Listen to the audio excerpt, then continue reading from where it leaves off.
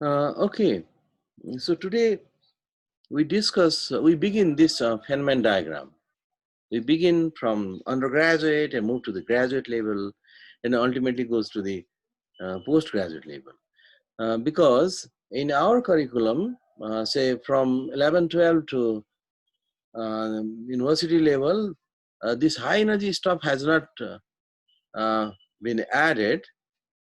So that's why this should be added, at least in the bachelor level. This should be added. Feynman diagram को introduction चाहिँ undergraduate मा पनि हुने गर्छ. त्यसैले हामी केही फन्डामेन्टल कुराहरू पनि हामी यहाँ पढ्नुपर्ने हुन्छ है. मैले यहाँनिर यो हाम्रो big bang standard big bang model यसलाई राजु सरले एउटा दुईटा क्लासमा एक्सप्लेन गर्नुहुन्छ. स्ट्यान्डर्ड बिग ब्याङ मोडेलको सिनेरियो मैले देखाएँ जुन मैले एस्ट्रोफिजिक्सको क्लासमा युज गर्ने गरेको हुन्छु.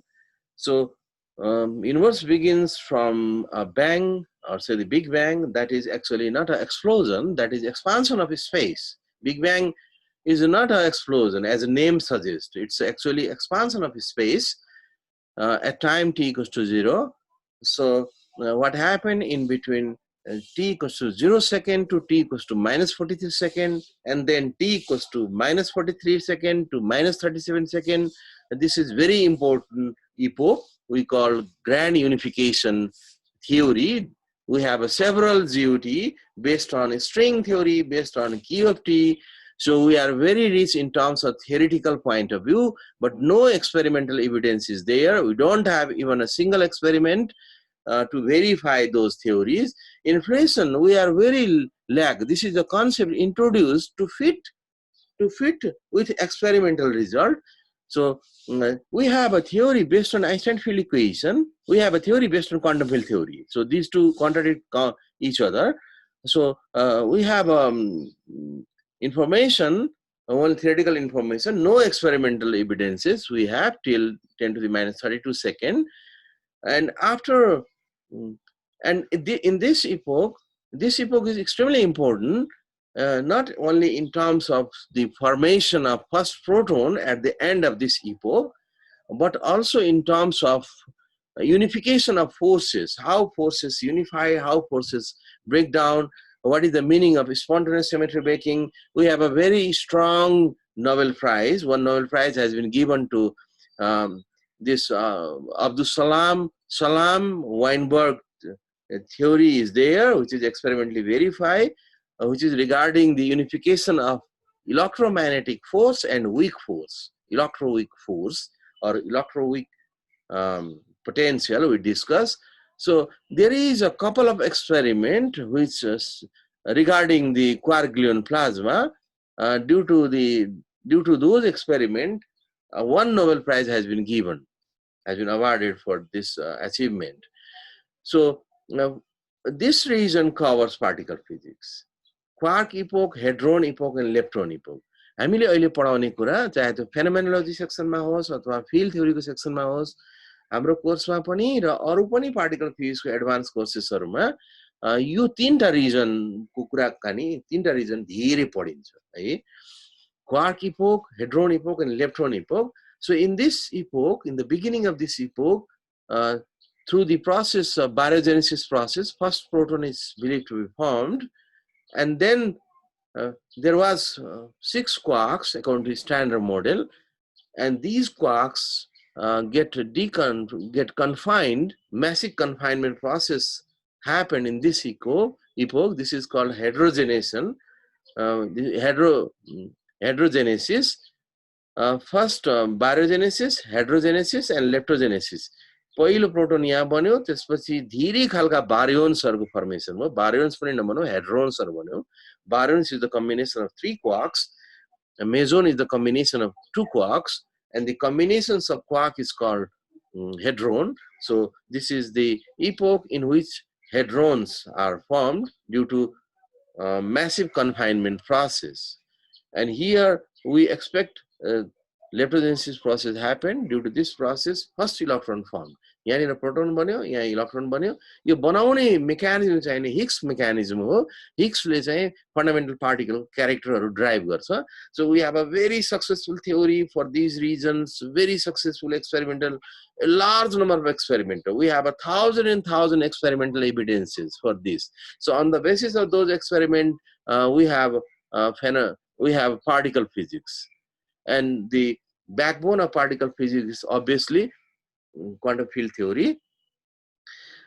Okay, अब यो रिजनको इन टर्म्स अफ इनर्जी हामीले कुरा गऱ्यौँ भने चाहिँ युनिभर्सको इनर्जी यहाँ कुल हुँदै गएको 10 to the 8 MeV सम्म पुग्दा क्वार्क इपोक स्टार्ट हुन्छ र लेप्टोन इपोकबाट यता फोटोनतिर जाँदा 0.1 MeV भइसक्यो हुन्छ युनिभर्सको गेज फिल्डको temperature, equivalent temperature means equivalent temperature matter and particle, which is you can convert this into temperature because you can convert just by assuming thermal energy equals to photon energy, H nu equals to KT equals to EV and so on. So we discuss in between these two energy range. हाम्रो particle फिजिक्समा हाम्रो कोर्समा मात्रै होइन कि अगाडिको advance कोर्सेसहरुमा पनि यही रिजनलाई मात्रै discuss गरिन्छ। इलेक्ट्रो विकमा गइदैन। इलेक्ट्रो विक भनेको कम्प्लिटली डिफरेन्ट हो। यहाँनिर दुईटा फोर्स युनिफाइड भइसक्या हुन्छ, जबकि फोर्स स्प्लिट भइसक्या हुन्छ। यतातिर आउँदा सबै फोर्स स्प्लिट भइसक्या हुन्छ। Okay, so you know, I have just written this. यहाँनिर क्वान्टम फिल्ड थ्योरीको हामीसँग ब्युटिफुल थ्योरी छ, स्ट्रिङ थ्योरी पनि छ, but without experimental result. We have no field theory for inflation. हाम्रो क्वान्टम फिल्ड थ्योरी इन्कम्प्याटिबल हुन्छ यहाँ। But there is a theory. This is based on Einstein field equation, GTR. We have GTR. So we have a theory for inflation based on GTR. You see, this region is well explained by QFT, QFT, QFT, and QFT. So QFT deals all these regions. And here we have QFT as well as GTR. So this region, in this region, both GTR and QFT merge and gives the same result. So that's why we believe both very fundamental pillar of physics, quantum field theory and general theory of relativity. Okay, so, but for this region has still there are many mysteries. यहाँ धेरै कुराहरू unknown कुराहरू छ। यसको time period हेरौँ न, 379,000 after the Big Bang to 10 to the 6 years. धेरै समय यसले लिन्छ। यहाँ कसरी चाहिँ यो डार्क इपोकमा त्यहाँको स्पेसको ज्योमेट्री कस्तो थियो, त्यहाँ म्याटरहरूले कसरी इन्टरेक्ट गर्थे, सबभन्दा पहिलो electromagnetic radiation, light spikes of light emission कसरी भयो, कुन प्रोसेसले गरेर सबभन्दा पहिले स्टार फर्म भयो अथवा क्वाजार फर्म भयो अथवा कुनै एक्जोटिक अब्जेक्ट फर्म भयो जसले लाइट इमिट गर्थ्यो र युनिभर्सलाई डार्कबाट ट्रान्सपेरेन्ट बनाउन सुरु गर्यो, लाइट अलिकति स्पाइक्स अफ लाइटहरू देखिन थाल्यो। So this is for today. So we have quantum field theory, but precision level of quantum field theory is very low for this region. So GTR is highly successful to explain this region. Okay, so GTR is successful here.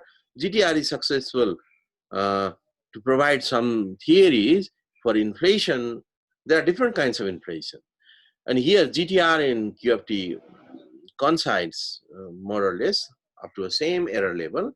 So in this scenario, we can we have all theories that explains natural process. जति पनि हामी फिजिक्सको कुराकानी गर्छौं यहाँ भित्र यो QFT लाई पनि कन्फाइन गरेर हेर्यो भने यहाँनिर प्योर QFT छ, यहाँ QCD ले काम गर्छ, quantum chromodynamics. Quantum chromodynamics, this is for quark confinement process, quantum chromodynamics ले काम गर्छ जुन हामीले पढाएको छैनौं। क्वान्टम इलेक्ट्रोडायनामिक्स ले काम गर्छ lepton इपोकमा। You will study QED a little bit in your okay, you have already studied, sorry, in your electrodynamics second course you have already studied fundamentals of quantum electrodynamics. 8 hours course matrai थियो हाम्रो करिकुलममा, and also this is explained by quantum electrodynamics. So here if you divide heterogenesis and baryogenesis process, there is another epoch that is called quantum fluorodynamics, QFD. FD पनि FD T होइन, quantum fluorodynamics त्यो पनि exist गर्छ यहाँ इन्टरफेसमा। Okay, त्यसैले हाम्रो energy range जहिले पनि हामी यो बिचमा छ भन्ने सम्झिनुपर्छ हाम्रो सबै खालको इन्टरेक्सनको लागि। जस्तै फेर्मन डायग्रामबाट एक्सप्लेन गरिनेको इनर्जेटिक बढ्ता होला, कम पनि हुन सक्छ है, एकदमै यो लिमिटसम्म पनि जान सक्छ। Okay, so we say for these reason up to this, we say this is radiation dominated, and there is a gap between radiation dominated and matter dominated era. So matter domination begins from lepton epoch, and during heterogenesis there is a domination of both matter and radiation. But you should remember, matter and radiation, they were inseparable in electroweak epoch. So there is no meaning of mass, meaning of charge, meaning of color charge.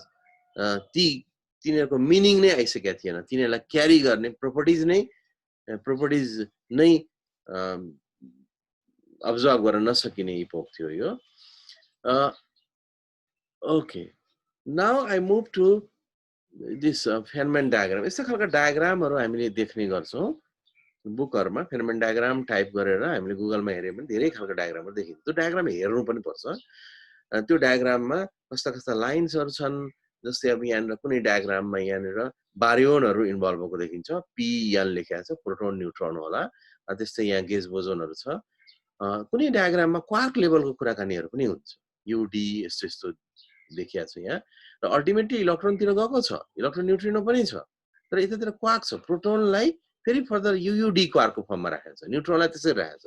Quark लेभलको diagram भयो है। यहाँनिर फेरि यहाँ सबै electron मात्रै छ। यहाँ इलेक्ट्रोन मात्रै छ। यहाँ बारियोन र इलेक्ट्रोन दुईटै छ। यहाँ क्वार्क र इलेक्ट्रोनहरु छ। यसरी डिफरेन्ट टाइपको डायग्राममा इन्भल्भ भएको पार्टिकलहरु के छ र त्यहाँनिर वेभी लाइन्स र एउटा हुन्छ स्ट्रेट लाइन र वेभी लाइन। स्ट्रेट लाइन र वेभी लाइन पनि डिफरेन्ट डिफरेन्ट काइन्ड्सको हुन्छ। हामीले जस्ट यो इन्ट्रोड्युस गर्दा हामीलाई थाहा छ चारवटा फोर्सेसहरु हुन्छ। Electromagnetic force, weak force, strong force and gravitational force है। इलेक्ट्रोम्याग्नेटिक फोर्स को इन्टरेक्टिङ पार्टिकल भनेको बोजोन हो, virtual boson, sorry virtual photon हो। इलेक्ट्रोम्याग्नेटिक फोर्स भनेको हाम्रो फोटोन भयो, इन्टरेक्टिङ पार्टिकल। वीक बोजोनको इन्टरेक्टिङ पार्टिकल म्यासिभ बोजोनहरु हुन्छन्। यिनीहरुको मास रेस्ट मास 0 हुँदैन, जबकि यसको रेस्ट मास 0 हुन्छ। So W+- and Z0, 3 bosons are there for which is responsible for weak interaction. And for a strong interaction, you have this gluons, different form of यसमा चाहिँ यसरी स्प्रिङ जस्तो लेखिन्छ। त्यस्तै यहाँ पायोन्सहरु भइदियो भने यो चाहिँ स्ट्रङ इन्टरेक्सनकै केस हो। त्यसमा बिट्विन द न्यूक्लाई यसो ड्याश लाइन भइदियो र यसो स्प्रिङ जस्तो लाइन भइदियो भने स्ट्रङ फोर्सले एड गरेछ भने बुझ्नुपर्छ। यस्तो ड्याश लाइन भइदियो भने वीक फोर्स पनि हुन सक्छ। यो दिस इज मच इनर्जेटिक, यो धेरै इनर्जी इन्भल्भ भएको हुन्छ यो इन्टरेक्सनमा। यो इन्टरमिडिएटमा पर्छ, यो चाहिँ लेस इनर्जी हुन्छ जेनरली है। त्यस्तै धेरै खालका फेनोमेन डायग्रामहरु देखिन्छन्। यहाँ हेरौँ, यो स्प्रिङ जस्तो स्ट्रङ इन्टरेक्सन भएको लाइनहरु छन्। सरी,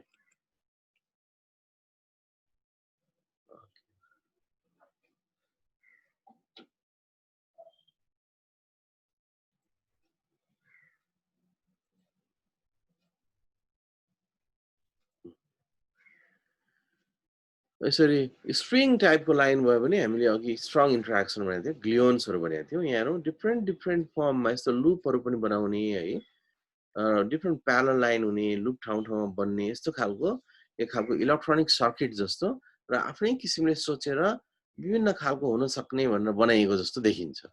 यसरी यहाँ ड्याश ड्याश लाइनको पनि लुप जस्तो छ है। यहाँ ट्रायंगल पनि देखिन्छ ड्याश लाइनको। त्यसै सलिड लाइनहरु कतै थोरै देखिन्छ, कतै धेरै देखिन्छ है। यहाँ सलिड लाइनहरु छ। यसरी यी लाइनहरु भने के हो? यो सबै प्लान गरेको एउटा इन्जिनियरिङले क्राफ्टिङ गर्छ नि, एउटा नक्सा बनाउँछ नि, त्यस्तो खालको नक्सा बनाउनु भएको फेनम्यानले।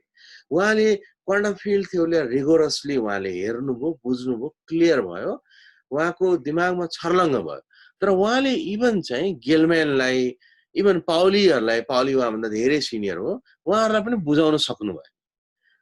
तर उहाँ फेनम्यानले यो कुरालाई के विचार गर्नु भने यो फिजिसिस्टको लागि मात्र इम्पोर्टेन्ट छैन, यो इन्जिनियरिङहरु हाई एनर्जी फिल्डमा काम गर्नलाई फिजिसिस्ट मात्रै हुँदैनन्, त्यसैले एक खालको क्वान्टम फिल्ड थ्योरीलाई त्यहाँको इम्पोर्टेन्ट कुराहरू लिएर एउटा रुल बनाउनु पर्छ र त्यसको लागि चाहिँ केही प्रोभिजनहरु पनि बनाउनु पर्छ, स्केचेसहरुको मिनिङ राख्नु पर्छ भनेर उहाँले त्यसैलाई एउटा चाहिँ नक्सा बनाइदिनु भएको। पहिले नक्साहरु, घर बनाउने नक्साहरु हाम्रो बुवा हजुरबाको पालामा दिमागमा हुन्थ्यो, दिमागमा उहाँले नक्सा बनाउनु भएको हुन्थ्यो है। त्यसबाट पहिले ठुलठुला महलहरु बने संसारभरि, नक्सा नबनाइकन दिमागमै राखेर बने है। तर पछि त्यो चाहिँ त्यसरी राख्दाखेरि प्रब्लम आयो, सकेनन्, त्यो क्यापासिटी भएका मान्छेहरु थिएनन् नि त। अनि त्यसो हुँदाखेरि नक्सा बनाउन थाल्यो।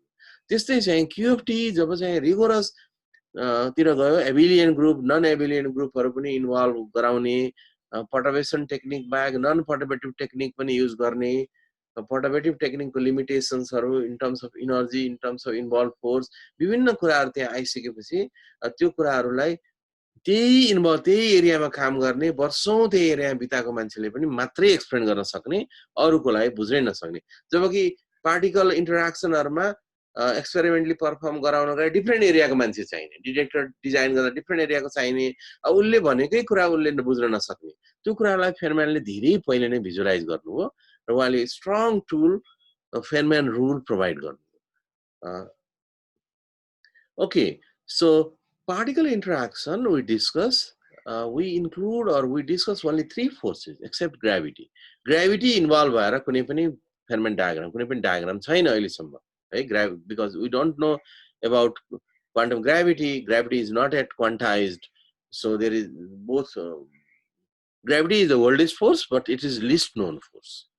So we know many things about these 3 forces, but we know very little thing about gravity. So they are incompatible. We are unable to quantize gravity, or we are unable to write field equation, nonlinear equation for these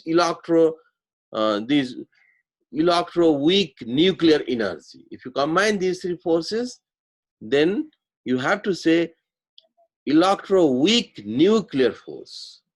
Electro-weak force is for only these 2. Electro-weak nuclear force is called these 3. तीनटा force मात्र involve गराउँछौ। अब हामीले म अलिकति अब theory भित्र जान चाहे। क्वान्टम फिल्ड थ्योरीमा विक्ससम्म हामी गएको थियौं, weeks थ्योरमसम्म।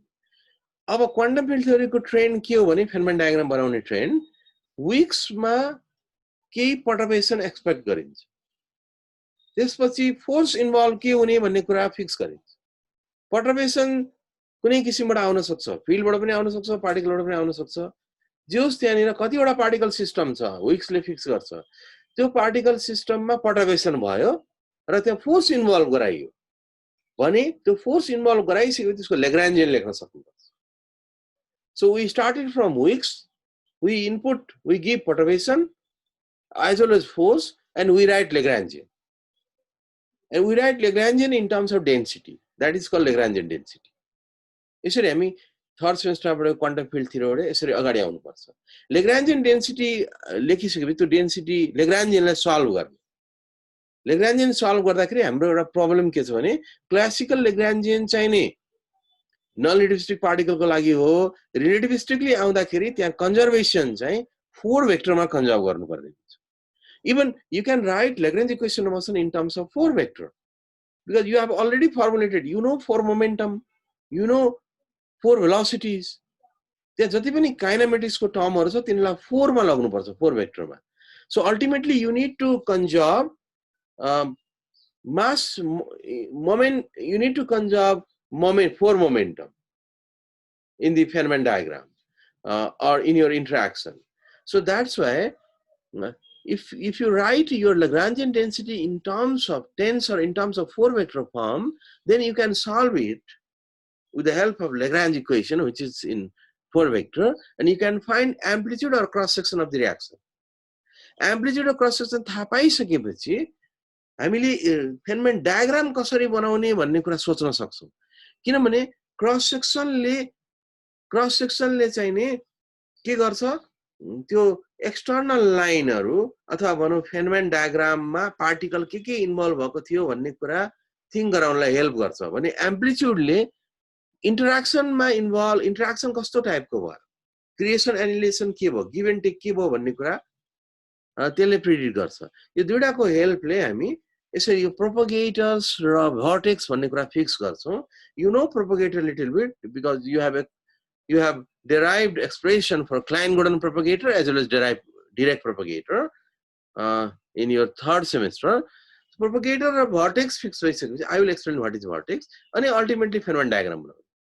Quantum field theory but approach garदाखेरि यसरी diagram बन्छ है. This is called Feynman diagram based on without using Feynman rule. Feynman rule use गर्नु पर्दैन. यो कुरा फेनम्यानले सबै बुझ्नु. अनि पार्टिकल फिजिक्समा प्रब्लम के थियो भने पार्टिकल फिजिक्समा यति धेरै एक्सपेरिमेन्ट भएर बसेको थियो, रिजल्टहरु थिए, एक्सपेरिमेन्टल रिजल्ट धेरै थिए, तिनलाई एनालाइज गर्न सकिया थिएन. तिनलाई एनालाइज गर्नको लागि नर्मली अरु फिजिक्समा के हुन्छ भने you have a theory and you perform experiment. You try to find whether that theory is correct or not. So you have a very limited number of experiment. You want to you plan to verify your theory. But in particle physics, during 1960s and 70s up to 80, there was a limited theory, but you have a very large number of experimental result or धेरै थियो. त्यो result लाई केलाउनु पर्ने हो. Result लाई केलाएर theory develop गर्ने भनेको phenomenology. It is called phenomenology. So what phenomenology used to do is you have experiment. And on the basis of that experimental result, you can put your hypothesis. कस्तो खालको experiment हो, के involve गराएको थियो, कति एनर्जीमा ठकाइएको थियो, के एक्सपेक्ट गरिएको थियो, त्यसबाट हाइपोथेसिसहरु आउँछ. अब यो एक्सपेरिमेन्टमा के कुराहरु थियो र तपाईले हाइपोथेसिस जुन राखेको छ नि, यसबाट तपाई डायग्राम बनाउन सक्नुहुन्छ. फेनम्यानले बनाएको नियम चाहिँ यो. तिमीसँग एक्सपेरिमेन्ट छ, त्यो एक्सपेरिमेन्टमा इन्भल्भ भएको कुराहरु तिमीलाई थाहा छ, त्यसको बेसिसबाट तिमी डायग्राम बनाऊ. डायग्राम कसरी बनाउने भन्ने उहाँले रुल राख्नुहुन्छ. फेनम्यान रुल 1 2 यो स्टेप फलो गरेर डायग्राम बनाऊ, चित्र बनाऊ.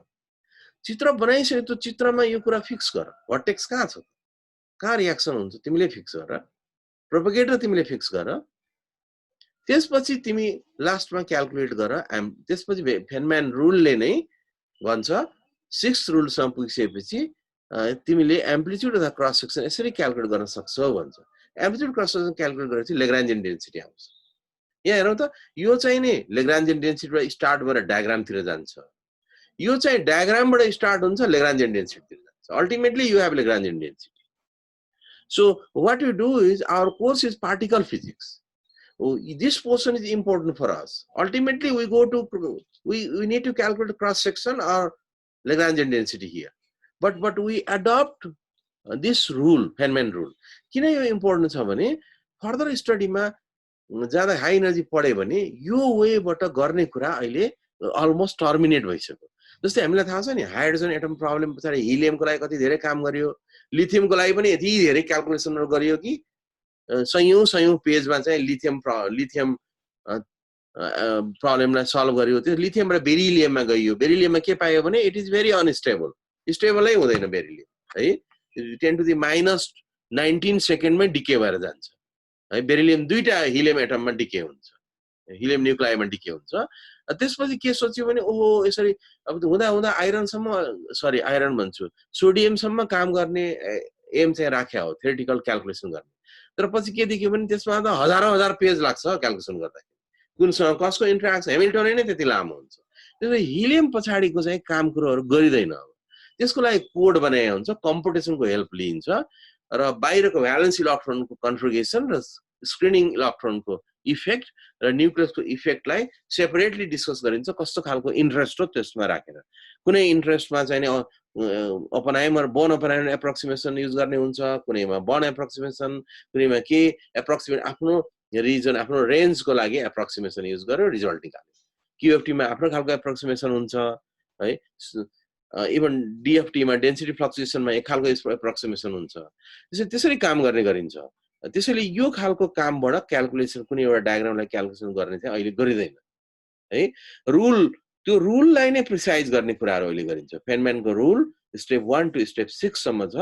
त्यही रुलबाट पहिले रिजल्ट हुन्छ, रिजल्टलाई डायग्राम बनाउने, अथवा रिजल्ट नभए पनि इमेजिन गर्ने, यसो म रिएक्सन गराउँछु है कुनै पार्टिकल कुनै फोर्सको एनर्जी रेन्ज राख्ने र यसरी गर्ने गरिन्छ र हाम्रो कोर्स चाहिँ completely फेनोमेनोलोजी okay but you need amplitude cross section expression for these two anyway you need to connect with your Weeks theorem with your perturbation theorem you also go through you also extend that perturbation theorem that is called renormalization group theory you go to up to that point जुन चाहिँ हामीले cutie मा त्यतातिर गएको थिएन हामीले नर्मलाइजेसन group theory त हामीले गरेका छैनौं है क्लासिकल मा गर्नुपर्ने हो ओके एउटा टिपिकल मैले यस्तै बनाए सलिड लाइन छ यसरी दुईटा यसरी आको यस्तो खालको वेभी लाइन यस्तो खालको बनाए अब यो बाहिरबाट यसरी खुला भएको छ नि खुट्टा लेग्सहरु खुट्टोहरु यो खुट्टोहरुलाई चाहिँ एक्सटर्नल लाइन भन्न भन्छ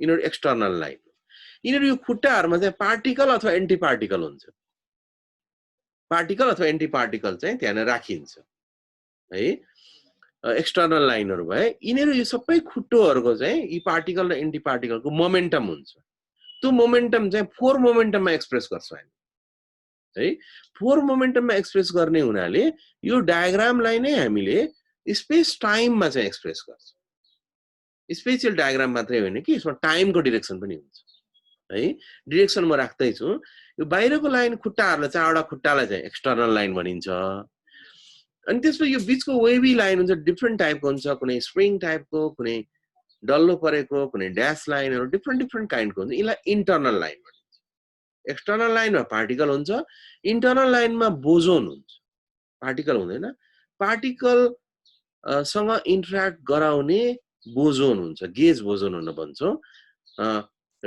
इन्टर्याक्टिङ वे हुन्छ अथवा त्यो बोजोन कुन फोर्स फिल्डको हो त्यो अनुसारले हामीले थाहा पाउँछौं यो इन्टर्याक्सनमा कुन फोर्स इन्भल्भ हुन्छ responsible force depends upon reveal the nature of this boson the internal लाइनमा पनि इन्टर्नल लाइनको पनि इक्विभ्यालेन्ट मोमेन्टम हुन्छ त्यो मोमेन्टमलाई पनि फोर भेक्टरमा लेख्नुपर्छ यताको पनि मोमेन्टम हुन्छ यताको पनि मोमेन्टम हुन्छ है अनि यो डायग्राम एज सच चाहिँ नि यो फोर डाइमेन्सनमा एक्सप्रेस गरिन्छ स्पेसको डाइरेक्सन सपोज मैले यता राखिदिए टाइम यता राखे माथिपट्टि राखे भने अब यो डायग्राममा एरो तपाई एक्सटर्नल लाइनमा मात्र राख्नुहुन्छ तपाई टाइम डाइरेक्सनलाई फलो गरेर टाइमकै डाइरेक्सनमा एरो राख्नुभयो भने त्यसलाई हामी त्यहाँ पार्टिकल हुन्छ टाइमको अपोजिट डाइरेक्सनमा राख्नुभयो भने त्यहाँ एन्टी पार्टिकल राखिन्छ राख्नै पर्छ ओके सो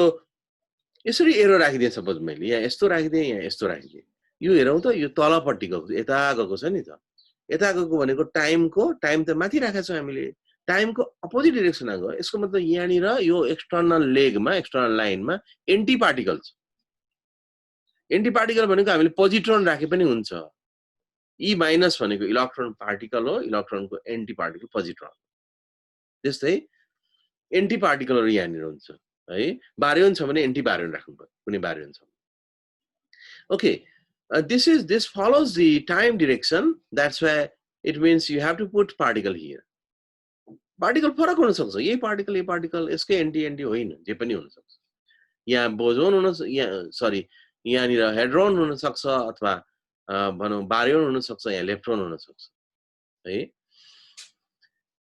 ओके अनि र यो जुटेको छ नि जोड्ने ठाउँ एक्सटर्नल पार्टिकल एक्सटर्नल आयो अब त्यसपछि यो भर्टेक्स यसलाई भर्टेक्स भन्छ भर्टेक्समा इन्टर्याक्सन हुन्छ भर्टेक्समा जम्मा दुईटा कुरा मात्रै हुन्छ जुन पनि भर्टेक्स यसो डल्लो बनाएर डट बनाएर राख्यो भने त्यसलाई भर्टेक्स भन्छ डट छैन भने भर्टेक्स होइन त्यो त्यहाँ इन्टर्याक्सन हुँदैन जोडिया छ तर डट छैन डल्लो बनाएको छैन भने त्यो इन्टर्याक्सन हुँदैन सो भर्टेक्सले वास्तवमा के गर्छ भने यो एक्सटर्नल लाइनबाट आएका पार्टिकल एन्टी पार्टिकलहरु तिनीहरुको फोर मोमेन्टम हुन्छ ती मोमेन्टम भनेको स्ट्रेन्थ हो इन्टर्याक्सनको स्ट्रेन्थ हो त्यो स्ट्रेन्थ चाहिँ नि यतातिरको बोजोनको फोर्स फिल्डको क्वान्टम पार्टिकल जुन इन्टर्याक्टिङ पार्टिकलको त्यसको स्ट्रेन्थसँग कपल गराउनै पर्छ नत्र इन्टर्याक्सन हुँदैन नि भर्टेक्सै पाउँदैन भनेको कपल कतिसम्म इनर्जी भए चाहिँ कपल हुन्छ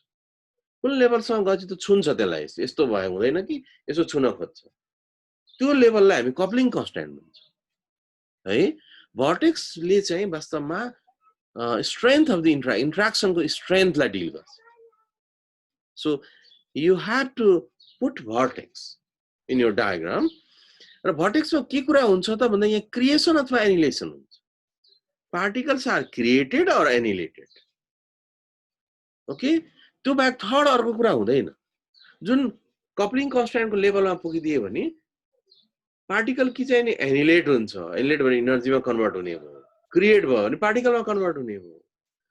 Wherever you have put your vertex, there is only two possibilities, either creation or annihilation. Okay? र यो जुन वेभी लाइन छ नि त्यसको मोमेन्टम हुन्छ, इन्टरनल लाइन हो यो भनेर भने अघि. यो वेभी लाइनलाई अब हामी इन्टरेक्सन भइसकेपछि कपलिङ कन्स्ट्यान्टसम्म पुग्यो, क्रिएसन र एनिहिलेसन हुने खालको वातावरण भयो भने, भएन भने यो इन्टरनल लाइन मात्रै हो. त्यसो भयो भने यसलाई हामी प्रोपगेटर भन्छ. ओके, यो प्रोपगेटर तपाई क्लाइन गोर्डन प्रोपगेटर त्यो बेलामा युज गर्न सक्नुहुन्छ जुन बेलामा तपाईको पार्टिकल क्लाइन गोर्डन पार्टिकल हुन्छ.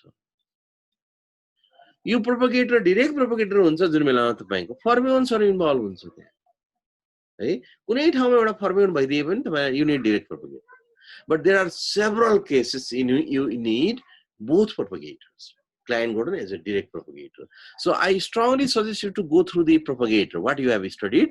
I will give you expression here according to Feynman rule. अहिले हामीले rule start गरेको छैन, rule 1 मा आएको छैन. Just diagram लाई undergraduate level मा यो diagram भनेको यो हो, यस्तो यस्तो कुराहरु हो भनेर भन्यो. Okay. Okay, यहाँ के आयो है?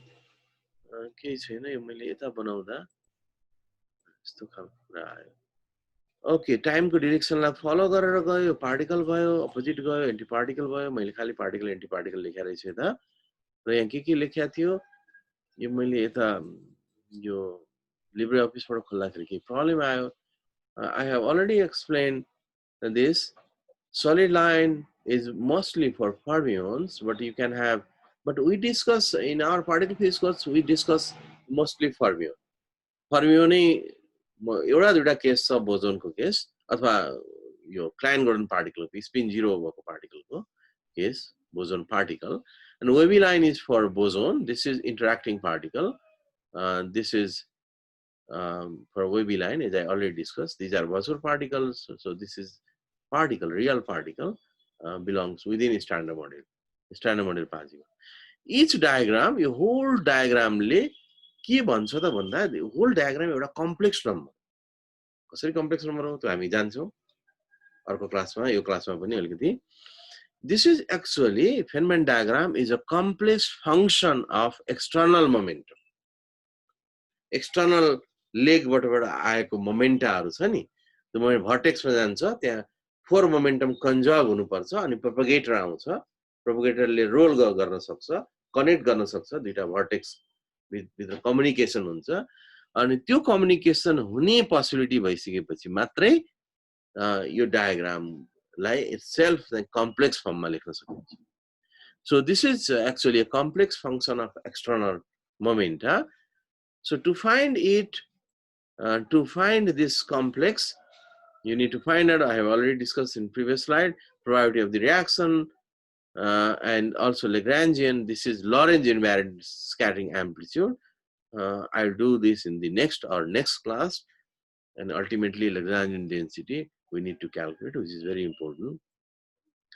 Okay, now I move to a typical reaction, and then I go to Feynman rule number 1, rule number 2, 3, 4, and 5, and 6 rules.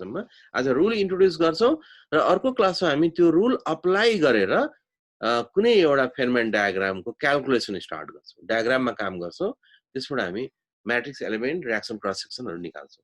So this is very well known reaction. This is neutron decay reaction. यदि हामीले free nutrient कतैबाट free nutrient निकाल्यौं, त्यो free बनाउनलाई जति energy चाहिन्छ त्यो हरला कुरा अब जस त्यसलाई फ्री बनाउनु पर्छ. फ्री न्यूट्रन ल्याएर थुप्रो फ्री न्यूट्रन राख्यो भने त्यो न्यूट्रन डिके हुन्छ. Neutron decay lifetime is 10 minutes, 10.1 minutes or something like that. The neutron decays to proton with the emission of this electron and anti-electron neutrino. Everybody knows this. अब यो कसरी हुन्छ त भन्दाखेरि मैले यहाँ दुईटा स्टेपमा पहिले लेख्छु अनि एक्सप्लेन गर्छु अनि यसको डायग्राम बनाउँछु। सबभन्दा पहिले न्यूट्रन चाहिँ यो न्यूट्रन जुन छ नि न्यूट्रन चाहिँ डिके हुन्छ। यो मैले ठुलो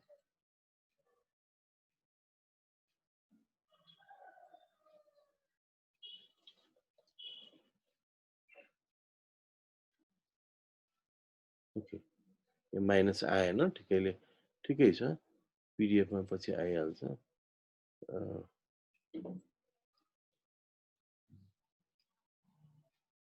Okay, so at first neutron decays to proton with the emission of W minus.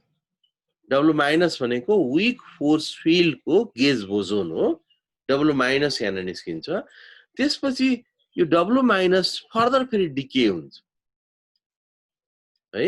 यो निस्किने यो डिके हुनेलाई क्वान्टम फ्लेभरोडायनामिक्सले एक्सप्लेन गर्छ है। W minus फर्दर डिके हुन्छ इलेक्ट्रोन र एन्टी इलेक्ट्रोन न्यूट्रिनोमा। यसरी यो दुईटा प्रोसेस भइसकेपछि यो रिएक्सन कम्प्लिट हुन्छ। दुईटा प्रोसेस कसरी हुन्छ भनेर क्वान्टम फ्लेभरोडायनामिक्सले यसरी एज्युम गरेछ। So neutron is the combination of three quarks. You know, UDD is neutron. यसरी तीनटा क्वार्क को कलरहरु फरक हुनुपर्छ है। यहाँ मैले कलर फरक राखेको थिएँ। यता लिब्रे अफिसमा ल्याएर खोल्दाखेरि पावर पोइन्टबाट कलर एउटै भइदियो है। केही छैन। So you should remember this is there are three different color so that they can make a color neutral. Ultimately color neutral बन्नुपर्छ। White मा जानुपर्छ। Suppose this is neutron and the color field of this neutron मैले white त यहाँ white आएछ ठिकै छ। Color field of this neutron is this. This is color field. This is neutron. यस्तो खालको यहाँ न्यूट्रन छ। अब यो न्यूट्रन डिके हुने भनेको यो न्यूट्रन त प्रोटोनमा कन्भर्ट हुने भने हो एउटा डी त यू मा कन्भर्ट हुनु पर्यो नि। डी यू मा कन्भर्ट हुनु पर्यो। डी यू मा कन्भर्ट त्यो बेला मात्रै हुन्छ जुन बेला कलर फिल्ड जुन छ नि कलर फिल्डमा सर्टेन पर्टर्बेसन हुन्छ। कलर फिल्डमा पर्टर्ब गराउने क्यापासिटी चाहिँ विक फोर्सले मात्रै राख्छ। यो विक फोर्सको एउटा प्रपर्टिज हो। मैले प्रोबब्ली कतै पढाएको हुनुपर्छ एस्ट्रोफिजिक्समा त म पढाउँछु नै। Weak force is capable, weak force को properties ma, weak force is capable of changing flavor of the quark. This is the only force which is capable of changing flavor of the quark within that generation. They generation ma UD first or second generation ho UD U like D ma D like U ma convert गर्ने capacity राख्छ weak force. त्यसले weak force field यहाँनिर यो perturbed nutrient हुनु पर्यो। Pre न्यूट्रनलाई ल्याउँदा pre nutrient तपाईले यता राख्नु हो भने त्यसको मिनिमम एनर्जी 0.1 MeV भयो भने मात्रै फ्री हुन्छ। कतैबाट निकाल्नु पर्यो नि त्यसलाई न्यूक्लिय भित्रबाट निकाल्नु पर्यो अथवा कस्मिक रेडिएसन कस्मिक शावरबाट निकाल्नु पर्यो। कतैबाट निकाल्नु पर्यो नि त्यो एफर्ट गरेर मिनिमम एनर्जी दिएर राख्दा कति एनर्जी हुन्छ त्यहाँ चेक गरे भने 0.1 MeV हुन्छ। त्यो कुरा हामी अर्को फिजिक्स घरमा डिटेलमा पढ्ने गर्छौं।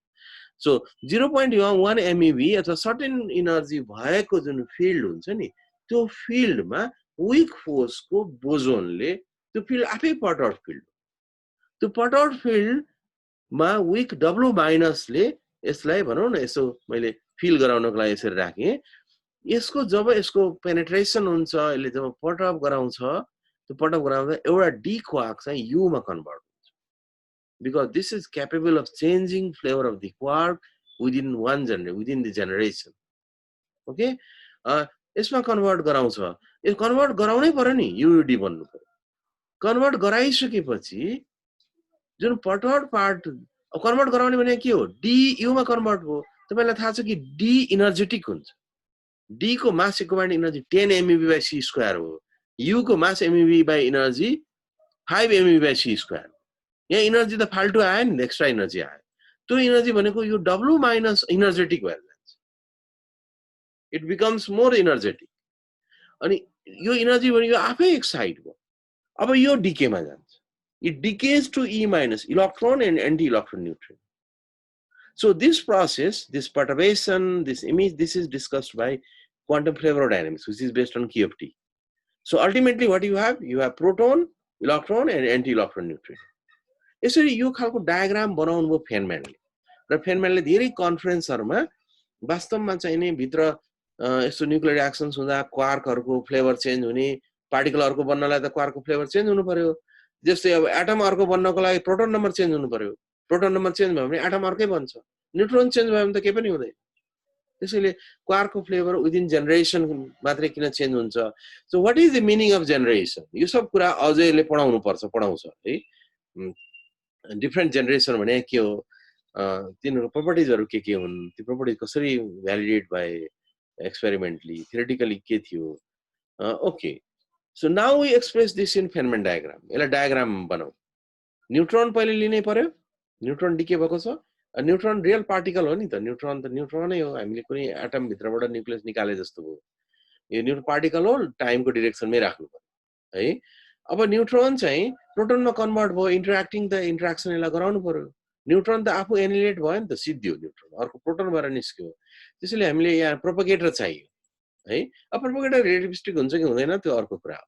प्रोपगेटर हुनको लागि हामीले दुईटैतिर भर्टेक्स पनि चाहियो। त्यसपछि अब हामीले आउटगोइङ पार्टिकलहरु के हुन्छ त्यो निकाल्दियौ है। यो के हो? Anti particle. Okay, this should be minus, है? मैले wrong लेखा रहेछ. This is E minus. Okay, so that's why you have to correct it. This is E minus. That's why its direction is correct. This is correct because this is anti-particle, anti-electron neutrino. Time को direction को opposite हुनु पर्यो है। यस्तो खालको फेनोमेन diagram बनाउनु पर्ने हुन्छ न्यूट्रन डिके रिएक्सन को। न्यूट्रन एनिलेट भयो, त्यसपछि न्यूट्रन एनिलेट भएर प्रोटोनको फर्मेसन भयो, क्वार्कको फ्लेभरहरु चेन्ज भयो यहाँ। त्यसै बाँकी रहेको एनर्जी लिएर कुद्नेको हो डबल माइनस बोजोन। यो बोजोन फर्दर फेरि डिके भयो। कति राम्रोसँग बुझायो है? बुझाउन त राम्रोसँग बुझायो। अब यसको हिसाब किताब गर्न क्रस सेक्सन निकाल्नु पर्यो, म्याट्रिक्स एलिमेन्ट निकाल्नु पर्यो, फर्मोमेन्ट अफ कन्जर्भ गराउनु पर्यो। त्यो पार्ट त छँदै छ। त्यही पार्टको लागि उसले रुल बनाउँछ। Similarly, for proton decay reaction, proton decays to neutron. Well, opposite लिए with the emission of positron and electron neutrino. So for this, you start from proton. Proton is real particle, and then you have to form neutron. That's why you need propagator. So you have just added propagator. You need also vertex. This is for annihilation. This is for creation. Yeah, annihilate भयो अनि annihilate भयो र यो चाहिँ के create भएर बाहिर निकाल्नु पर्यो। आउटगोइङ पार्टिकलहरु निकाल्नु पर्यो अथवा एक्सटर्नल लेगमा पार्टिकलहरु कन्फाइन हुनु पर्यो। यहाँ पनि यहाँ एनिहिलेसन भएर सर्टेन पोर्सन यसले के बोजोनले क्यारी गर्यो र रिमेनिङ पार्ट चाहिँ रिमेनिङ पार्ट हुँदैन। यहाँ बोजोनले यो डिरेक्सनतिर ट्रान्सफर गर्छ because neutron is massive, more energetic than proton. So proton decay reaction means proton goes to heavier masses. Okay, so you need extra effort, you need additional stuff, additional effort to make this reaction. So this is not exothermic reaction, this is endothermic reaction. It needs energy. Okay, that's why the energy चाहिँ weak force field को energy supply हुन्छ यता र ultimately neutron चाहिँ neutron को mass current energy बढी हुन्छ. So electron-proton collision. So proton combines or electron capture by proton. When proton capture electron, it goes to neutron with the emission of electron neutrino. Okay, so for this you started from electron. Electron is real particle, and then you move to you have to put propagators for the emission of these two particles. So this is particle. That's why you need to put this according to the time direction. So all are particles. सबै माथितिर गइरहेछ नि, यो पनि माथि गयो, यो पनि माथि गयो, सबै है यता घुमेर बल्ल माथि गयो. माथि जाने भनेको टाइमलाई फलो गर्ने हो. टाइमलाई फलो गर्ने भनेको सबै पार्टिकलहरु भए है. यसरी जुन पनि रिएक्सनहरु तपाईले पहिले जुन गरेछ सबै रिएक्सनहरु, इभन यो हेरौँ न, muon production, electron E plus and E minus that comes from pair production बाट आउन सक्छ. फोटोन को certain level energy high भयो भने र क्रस सेक्सन मिट गरिदियो भने पेयर प्रोडक्सन हुन्छ र यो पेयर प्रोडक्सनमा certain यो endothermic reaction हो. You need effort, you need extra energy, or either from the field or from or you have to put it energy there in the lab. or it comes naturally from the field gauge boson field. Sorry, electron. This is called muon production. Electron but muon भनेको इलेक्ट्रोनै जस्तो हो तर लेप्टोनको अर्को generation हो जो energetic हुन्छ. Electron म्युन र टाउ भन्ने पार्टिकल तीनटा हुन्छ नि इलेक्ट्रोनमा. त्यसमा यसमा बीचमा इन्टरेक्सन गर्ने चाहिँ photon. So you have to put energy in terms of photon to make it muon. यसरी हामी बनाउन सक्छौं. इभन चाहिँ पेयर प्रोडक्सन को पनि एनिलेसन भनेर हामीलाई थाहा छ. दुईटा पोजिट्रोन इलेक्ट्रोन चाहिँ एनिलेट हुन्छ. एनर्जी सर्टेन हामी एनर्जी क्याल्कुलेट गरेका छौं 11 12 मै पढ्दा. त्यति एनर्जी भन्दा बढ्दा अथवा त्यति भए पनि यसरी एनिलेट हुन सक्छ. एनिलेसन को पनि यसरी भर्टेक्स चाहिन्छ किनभने पार्टिकल एउटा भर्टेक्स मात्रै चाहियो. पार्टिकलहरु फोटोनमा अथवा बोजोनमा कन्भर्ट हो. बोजोन भनेको गेज बोजोन फोटोन हो. त्यस्तै सपोज तपाईले यसरी लेख्नुभयो क्रिएसन लेख्नुभयो. गामा एनर्जेटिक गामा पार्टिकलले पार्टिकल एन्टी पार्टिकल क्रिएट गर्यो. यसको मतलब you also need vertex किनभने vertex को थ्रुबाट पार्टिकल यतातिर बाहिर निस्किन्छ. So you have creation here. Creation अथवा एनिलेसन हुनुपर्छ भर्टेक्समा. भर्टेक्स नभएको पनि इन्टरेक्सन हुन्छ. भर्टेक्स नभएको जस्तै भनौं accelerating electron. You all know accelerating electron emits electromagnetic radiation. कुनै चार्ज पार्टिकललाई राखेर त्यसलाई कुदायो भने जोडले कुदायो भने इभन युनिफर्म भेलोसिटीमा गए पनि रेडिएसन फिल्ड क्रिएट हुन्छ. You have studied this in electrodynamics second. Radiation फिल्डमा यस्तो कुराकानी धेरै पढेछ. युनिफर्म भेलोसिटी एक्सिलेट भयो भने त फोटोन नै इमिट हुन्छ. युनिफर्ममा पनि फोटोन इमिट हुन्छ. You know this. What is the difference between that photon when electron moves uniformly and electron moves with acceleration? Okay, when electron accelerates, it emits electromagnetic radiation. So this means you have electron, this electron, accelerating electron. Accelerating electron emits electromagnetic radiation. Okay. Electromagnetic radiation and with the emission of electron. So your electron is here, your electron is here. त्यही नै electron यता निस्केको हो. त्यही नै electron निस्किनुको लागि यो electron एनिलेट हुनु पर्दैन. यसको एनर्जी मात्रै शेयर गरे हो यसले. त्यसैले you don't need here creation यो भर्टेक्स राख्यो भने पार्टिकल एनिलेट भएको हुनुपर्छ अथवा क्रिएट भएको हुनुपर्छ. यहाँ क्रिएट भएको होइन ई माइनस पनि. So you don't need vertex. ले कुनै ठाउँहरुमा कम्प्लिकेटेड लामो ठुलठुलो डायग्रामहरुमा कतै डट नभएको पनि हुन्छ. त्यसमा यसरी बुझ्नु पर्ने हुन्छ. मैले के सिम्पल डायग्रामहरु बनाए. अब म रुलतिर जान्छु. ओके, आज हामी रुल डिस्कस गर्छौं. ओहो, यसमा स्याडोहरु आइदिएछ. प्रब्लम भएछ है. अर्को पटक मैले केयर गर्नुपर्ने. Okay, so forget shadow. Okay, you have only red line here. Rule number 1. Feynman rule number 1. अरु सबै ठिकै छ? सुनिरहेछ होला है? हजुर सर, सुनिरहेछ. ओके, सुनिरहेको छ sir. So rule number 1, Feynman ले अब 6 वटा रुल बनाउनुहुन्छ डायग्रामलाई. हामीले डायग्राम चाहिँ नि सजिलो बनायौ के. कुनै लेखेनौ a + a = b + b. यसरी लेख्यौ. a र a, b र b मै गयो भनेर यसरी सिम्पल टाइपको लेख्यौ. Make diagram. त्यसको लागि तपाईले डायग्राम a यहाँ राखे पनि हुन्छ, b यहाँ राखे पनि हुन्छ. a b a यहाँ राखे पनि हुन्छ, b यहाँ राखे पनि हुन्छ. यसले इन्टरेक्ट गराउने हो. कनेक्सनमा छँदै छ. जताबाट आए पनि a यहाँ र यहाँ राखे पनि हुन्छ. जसरी राख्नुस्. So make a diagram. Diagram एउटा बनायो. त्यसपछि डायग्राममा जतिवटा एक्सटर्नल लेगहरु छ नि, एक्सटर्नल लेगहरुमा मोमेन्टम राख्नुस् भन्छ. Label the incoming and outcoming 4 momenta.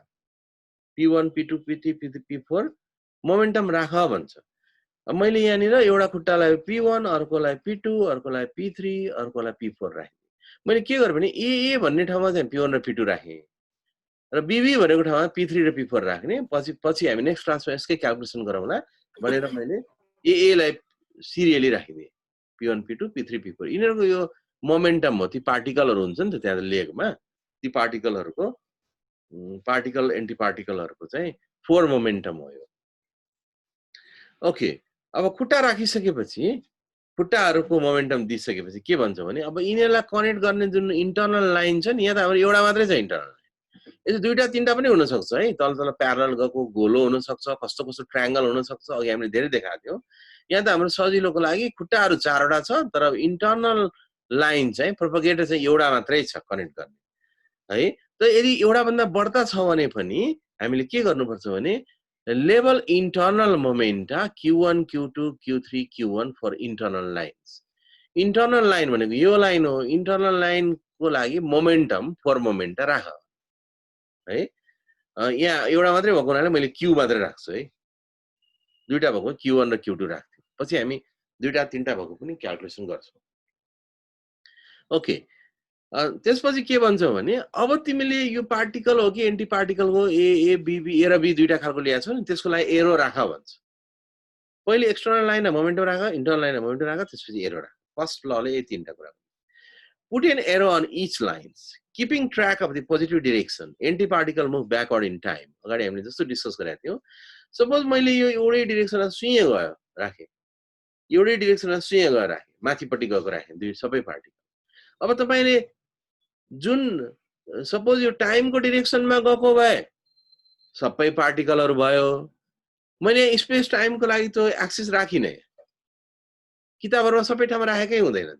तपाईले कसरी बुझ्ने कुन डिरेक्सन के हो? त्यो रिएक्सनबाट बुझ्नुपर्छ।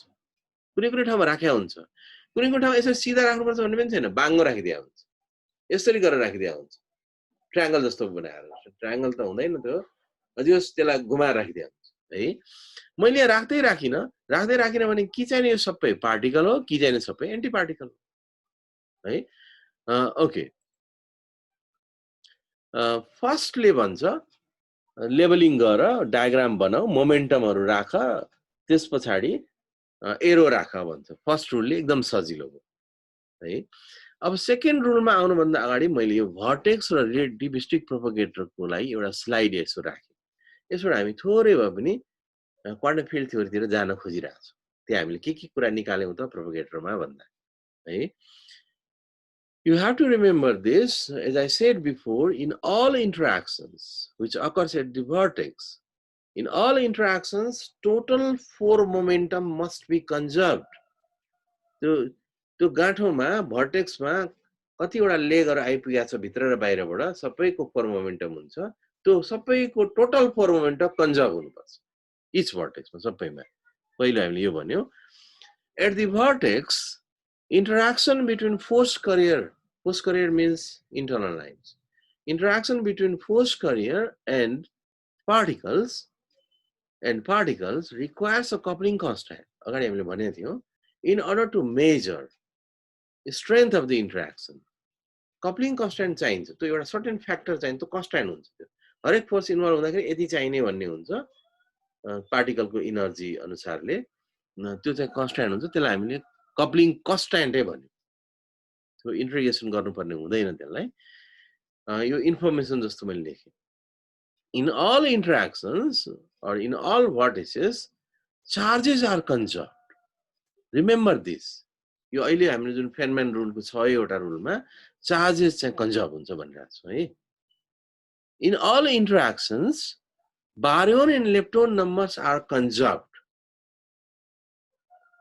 At the vertex, है, baryon and lepton numbers are conserved, but quark and leptons must come in pairs. तिनीहरु पेयरमा आउनुपर्छ है, दुईटामा निस्किनुपर्छ।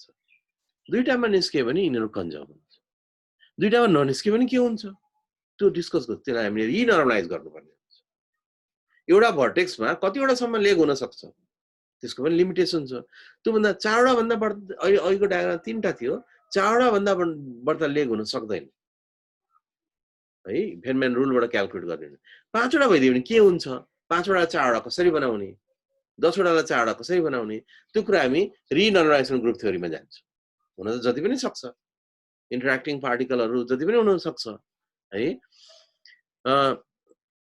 Okay, so fifth one is there are never, अहिले मैले यो कुरा इम्पोज गरेर राखेँ, पछि म 3, 4वटा 5वटा थुप्रै क्लास पछाडि रिनर्मलाइजेसन ग्रुप थ्योरी जब पढ्छौँ त्यसमा हामी यो फेरि स्टार्ट गर्छौँ. There are never more than 4 particles entering a fundamental vertex. ती भर्टेक्सहरू 2टा 3टा 4टा मध्ये एउटालाई हामी फन्डामेन्टल भन्छौँ होइन. त्यो फन्डामेन्टल भर्टेक्समा चाहिँ 4वटा भन्दा बढ्ता पार्टिकलहरू इन्टर गर्न सक्दैन. बोजोन होइन है, भित्रबाट आउने होइन कि यताबाट 2टा आइरहेको थियो, 4 हुन सक्छ.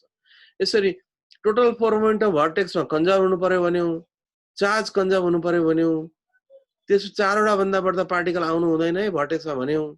त्यसपछि भर्टेक्समा हामीले के भन्यौँ भने इलेक्ट्रोन नम्बर र बारोन नम्बर कन्जर्भ हुन्छ है, तर तिनीहरू पेयरमा आउनुपर्छ है. बारोन र इलेक्ट्रोनको ग्रुपबाट, क्वार्क र इलेक्ट्रोनको ग्रुपबाट पार्टिकलहरू बनेर आइरहेको छ भने पेयरमै हुनुपर्छ. अघि हामीले देखाएको पनि पेयरमा थियो, न्युट्रोन डिके रियाक्सनमा, प्रोटोन डिके रियाक्सनमा, त्यहाँ पनि पेयरमै आएको थियो. Baryon number conservation, electron number conservation valid हुन्छ त्यहाँ. त्यस्तै चार्ज कन्जर्भ हुन्छ भन्यो, यो चाहिँ कप्लिङ कन्स्ट्यान्ट पनि हाल्नुपर्छ है भर्टेक्समा, स्ट्रेन्थ मिल्नुपर्छ है इन्ट्र्याक्सनको लागि भनेर लेख्यौँ. यसरी कुराकानी मात्रै लेख्यौँ. अब फेनम्यान रुल 2 मा जाउँ. पहिले हामी स्पिनलेस पार्टिकलको कुरा गर्यौँ है. त्यो पार्टिकलको स्पिन छैन, अथवा भनौँ we are not caring spin of that interacting particle है. मोमेन्टम राखिसकेका छौँ, यसमा डिरेक्सन दिइसकेका छौँ. अब भर्टेक्स राख भन्छ, पुट भर्टेक्स, कहाँ कहाँ इन्ट्रेक्सन हुन्छ विचार गरेर राख भन्छ. अब हामी सबै 2टै ठाउँमा राखिदियौँ. भर्टेक्स राख भनेपछि सेकेन्डमा के भन्छ भने at each vertex write a factor minus i g. हेर्नु त, अब minus i g, g is coupling constant है. माइनस आइजी फेनम्यानले किन राख्यो? क्वान्टम फिल्ड थ्योरीको कुन पोर्सनबाट आएको कुराबाट माइनस जी राख भर्टेक्समा. जतिवटा भर्टेक्स छ सबैमा माइनस जी थपक्क राख भन्छ. कसको लागि? स्पिनलेस पार्टिकलको लागि है. At each vertex write a factor minus g. मैले यहाँ उसले जे नियम भनेको छ यो त नियम हो, रुल त मान्नु पर्यो. रुल मान्दिन भन्यो भने त भएन. रुल प्रुभ गरेर देखाए पनि भन्न पाइँदैन. त्यो प्रुभ गरेर देखाउँदा क्युएफटीमा जानुपर्छ है. पछि तपाईँले थाहा पाउनुहुन्छ कसरी कता कता. थाहा पाउनु नपाइकन त बुझ्दैन नि है. So I have, there are 2 vertex, I have just put minus Ig in each vertex. Here G is the coupling constant between the particles and the gauge boson. G भनेको coupling constant. The coupling constant भनेको के हो भने तपाईले fine structure constant पढाएको छ नि त्यस्तै हो. फाइन स्ट्रक्चर कन्स्ट्यान्टले के गर्छ?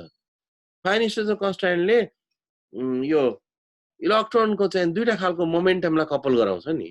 इन्ट्रिन्सिक एंगुलर मोमेन्टम र अर्बिटल एंगुलर मोमेन्टमलाई कपल गराउँछ. त्यसको कपलिङ कन्स्ट्यान्ट हो. त्यस्तै खालको कपलिङ कन्स्ट्यान्ट हो यो. त्यो चाहिँ कस्तो खालको फोर्स इन्भल्भ भएको छ त्यसमा डिपेन्ड गर्छ है. र यहाँ मैले एउटा इन्ट्रेस्टिङ कुरा यहाँ भनिरहेको छु यो यसमा.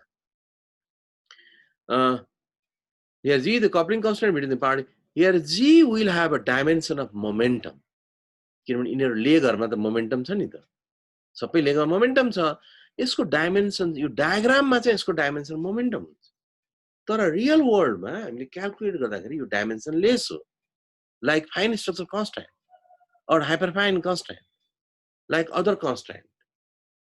This depends upon GUT constant or whatever, electroweak energy constant, Flareon's constant for Flareons, different type को हुन्छ होला. फोर्स को रेन्जमा अथवा फोर्स को नेचरमा डिपेन्ड गर्छ. यो चाहिँ इटसेल्फ यो डायग्राममा चाहिँ मोमेन्टम उसको डाइमेन्सन, अदरवाइज क्याल्कुलेट गर्यो भने यो चाहिँ डाइमेन्सन लेस हो. अब यहाँ इम्पोर्टेन्ट कुरा भने तपाईले क्युएफटी को कपी पल्टाउनको लागि मैले अब भन्दै गर्छु. अब कपी पल्टिदै गर्छ है क्युएफटी को. क्युएफटी नगरिकन सुक्को छैन है. If you want to include spin, किनभने पार्टिकल को स्पिन नभइकन डिस्कस गरेको भनेको रिडिकुलस. अघि नै हामीले न्युट्रोन प्रोटोन ल्याएको थियौ, सबै फर्म्युलाहरु थियो. स्पिन हाफ हुन्छ नि त है. स्पिन लेस भनेको त जीरो स्पिन पार्टिकल. क्लासिकल पार्टिकलहरुले त यहाँ इन्टरेक्सन गर्दैन. So if spin is included, the vertex factor becomes minus Ig times direct gamma matrix. You have to multiply it with direct gamma matrix. अब gamma matrix कुन choose गर्ने? पहिले त gamma mu choose गर्दिनु सजिलोको लागि. त gamma mu मा तपाईलाई थाहा छ gamma 1, gamma 2, gamma 3, gamma 4 and gamma 5. You also know gamma 5, which is the product of all gamma 4 matrices. Okay, so you have to find out which gamma matrices you need for your particle.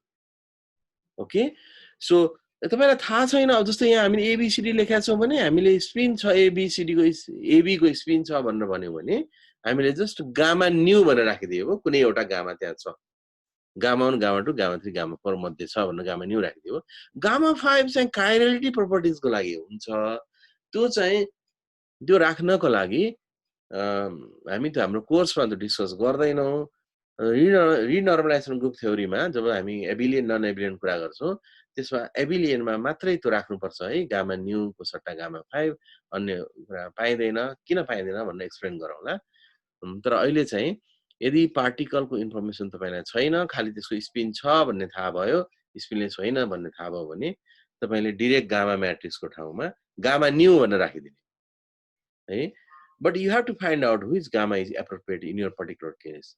So here I have written allowing the spin direction for fermions as represented by 4 component spinors. हाम्रो स्पाइनर भनेको तपाईलाई थाहा छ direct इक्वेसनको solution त 4 component हुन्छ so 4 component स्पाइनर यिनीहरुको यी पार्टिकलहरुको भर्टेक्समा पुग्दाखेरिको 4 component स्पाइनर के हुन्छ त्यो स्पाइनरको प्रोपर्टिज अनुसारले गामा म्याट्रिसेसहरु चुज हुन्छ okay this is also technique this is not difficult फेनम्यानले यति सजिलो बनाइदिनु भएको छ यति राख यतिले मल्टिप्लाई गर अनि यसरी इन्टिग्रेट गर तिमी एकैचोटी क्रस सेक्सन पाउँछौ रिएक्सन है ओके सो रुल नम्बर 2 मा हामीले के गरेका थियौ भने भर्टेक्समा चाहिँ नि हामीले माइनस आइजी मल्टिप्लाई गर भनेको थियो र त्यसपछि स्पिनलेस र स्पिन भएको पार्टिकलको लागि चाहिँ गामा म्याट्रिक्स राख भनेको थियो द्याट्स अल रुल 2 सिद्धियो रुल 3 मा रुल 3 मा 3 चाहिँ प्रोपगेटरको लागि हो है यो बीचको रिजनको लागि हो so for each internal line rule 3 ले भन्छ इन्टर्नल लाइन एउटा मात्रै छ हाम्रो राइट अ फ्याक्टर दिस अघि जस्तै आइजी राख भनेको थियो नि अब पनि यो राख भने इन्टर्नल लाइन जतिवटा छ राख अब यो q1 q2 q3 q4 छ भने एउटा लाइनमा q1 राख हाम्रो q मात्रै छ q मात्रै राख्यो q square minus mc square लेखेको तर एउटा कुरा के केयर गर्ने भने यो पार्टिकल फिजिक्समा चाहिँ s cot equals to c equals to even field theory पनि हामीले पीओटीमा पढाएको थियौ नि g equals to 1 हुन्छ अनि त्यसैले डाइमेन्सन चेक गर्दाखेरि हामीले रेसनलाइज युनिटमा लाग्नु पर्छ अनि मात्रै डाइमेन्सन चेक हुन्छ फ्ल्याटली डाइमेन्सन चेक हुँदैन कहिलेकाहीँ मासलाई लेन्थमा एक्सप्रेस गरिया हुन्छ मासलाई किलोमिटरमा एक्सप्रेस गरिया हुन्छ है कहिलेकाहीँ चाहिँ लेन्थलाई चाहिँ नि केजीमा एक्सप्रेस गरिया हुन्छ प्यारामेट्राइज गरिया हुन्छ okay so for each internal line write a factor this so where qj is the 4 momentum of your internal line and what is yum यो yum भनेको चाहिँ जस्तै यहाँको यहाँ q छ हाम्रो यहाँ हामीले mc स्क्वायर yum भनेको चाहिँ यसको mass of the particle the line describes यो लाइनमा भएको इनर्जीले कति मास दिन सक्छ according to Einstein mass energy relationship mc square यो लाइनले दिन सक्ने मास हो त्यो q square minus mc square so where m is the mass of the particle a hypothetical particle the line describes okay अब थर्ड रुल मा के भन्नु भने प्रोपगेटरमा थपक्क जतिवटा प्रोपगेटर छ त्यसमा यो राख भने q1 m1 q2 m2 q3 m3 राख्थे होला तीनटा प्रोपगेटर भएको भए ओके थर्ड रुल पनि सिद्धियो फर्स्ट सेकेन्ड थर्डमा कुनै प्रब्लम छैन फर्स्टमा खुट्टाहरु राख एरो राख भन्यो सिद्धियो मोमेन्टम राख भन्यो सेकेन्डमा भर्टेक्सलाई स्पेसिफाई गर भन्यो थर्डमा भन्यो प्रोपगेटरलाई स्पेसिफाई गर भन्यो इन्टर्नल लाइन अनुसार अब 4 मा भन्छ हरेक भर्टेक्समा मोमेन्टम 4 मोमेन्टम कन्जर्भ गर भन्छ हरेक भर्टेक्समा सेपरेटली कन्जर्भ गर भन्छ त्यसपछि सबै होल डायग्राममै सबै टोटल एनर्जी मोमेन्टम कन्जर्भ गर भन्छ this is for momentum only conservation of momentum so for each vertex write a delta function of the form okay so you need to understand this for each vertex write a delta function of the form मैले delta function delta 4 मोमेन्टममा भएको हुनाले four भेक्टरमा भएको हुनाले मैले 4 लेखेँ delta फंक्सनमा पनि यो पनि coefficient पनि obviously normalization factor 2 pi symmetrical 2 pi आउँछ त्यो 2 pi to the power 4 भनेर राख्नु पर्ने हुन्छ है यसलाई म पछि डिस्कस गर्छु क्युएफटी मा हेर्ने है त्यो हामीले पटक पटक गरेका छौं कुरा यो के हो त भन्दा यो के हो त भन्दा के आर दी 3-4 मोमेन्टा यो चाहिँ नि 4 मोमेन्टा होइन के भन्छ for each vertex write a delta function of the form this where k's are the 3-4 momenta coming into the vertex vertex मा विचार गर्नु त तीन तिरबाट आएको छ नि एकातिरबाट आएको छ माथिबाट यताबाट आएको छ दुईटा एक्सटर्नलबाट आएको छ र इन्टर्नलबाट आएको छ सबै 4 आएको छ 4 आएको मध्येमा 3 त छ नि त्यहाँ आफ्नो स्पेशल पार्ट छ 3 लाई चाहिँ नि तिमीले डेल्टा फंक्सनमा लेख भने okay so for each vertex write a delta function of the form where k's are 3-4 momenta coming into the vertex if the arrow leads outward let's say then k is minus the 4 momenta of that line भनेको जस्तै यो केसमा suppose हामीले यो यसमा हामीले k1 भन्यौ भित्रबाट आउनेलाई माथिकोलाई k2 भन्यौ यताकोलाई k3 भन्यौ suppose भनौं न भन्यो भने यो चाहिँ नि भर्टेक्स तिर आइरहेको छ यो भर्टेक्स बाट गइरहेको छ भर्टेक्स तिर आइरहने यसबाट पनि भर्टेक्स तिर आइरहनेलाई हामीले पोजिटिभ पोजिटिभ k1 k2 लेख्यौं भने भर्टेक्स बाट बाहिर गइरहनेलाई यहाँ माइनस k3 लेख्यौं ओके अब जब हामी न्यूमेरिकल मार्कको क्लासमा गर्छौं त्यसपछि कुरा क्लियर हुन्छ हामी रियल कुराहरु दिएर यसमा सो दिस फ्याक्टर इम्पोजेस यो फ्याक्टर जुन चाहिँ डेल्टा फंक्सन राख भन्यो हरेक भर्टेक्समा conservation of energy and momentum at each vertex since the delta function is 0 you know this unless the sum of incoming momenta equals the sum of outgoing momenta